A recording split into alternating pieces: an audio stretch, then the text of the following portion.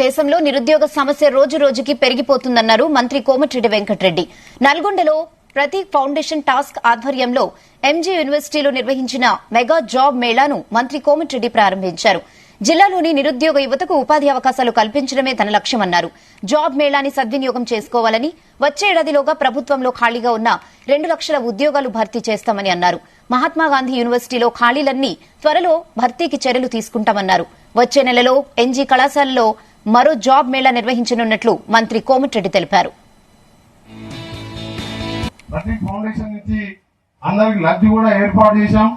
ఇప్పటికీ 13,000 వరకు రిజిస్టర్ చేసుకుని ఇంకా కూడా చాలా మంది వస్తారు. ఈ జాబ్ మేళాని ఉపయోగించుకోండి. డెఫినెట్ గా నెక్స్ట్ మంత్ మరొకసారి కూడా మళ్ళా జాబ్ మేళా ఎన్ని కాలేజీలో ప్లాన్ చేద్దాం.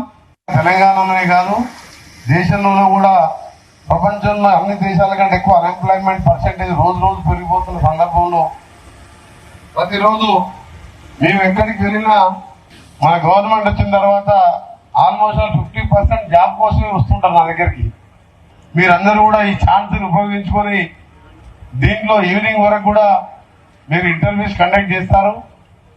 డెఫినెట్ గా మీ అందరు కూడా ఏంటంటే తప్పకుండా ఇప్పుడే వారు చెప్పినట్టు టీ శాఖ వాళ్ళు మినిమం 1 lakh నుంచి 12 lakh ప్యాకేజ్ వరకు ఈ జాబ్ చేసుకుంటూ మీ తల్లిదండ్రుల మీద భారం పడకుండా ఈ జాబ్ మీద నిర్వహిస్తున్నాం. ఆ తర్వాత జేఎన్టీలో కూడా దాదాపు 10,000 మెంబర్స్ పైగా ఎంప్లాయ్మెంట్ ఇచ్చుకుంటూ వాళ్ళ పూర్ స్టూడెంట్స్ కూడా ట్రైనింగ్ ఇచ్చే కార్యక్రమం కూడా చేశాం. తెలంగాణలోనే బెస్ట్ గవర్నమెంట్ యూనివర్సిటీగా చేయడమే నా ప్లాన్. అది ఇంత పెద్ద క్యాంపస్ మనం కొత్తగా ఎన్నో యూనివర్సిటీ కట్టిస్తాం తెలంగాణలో.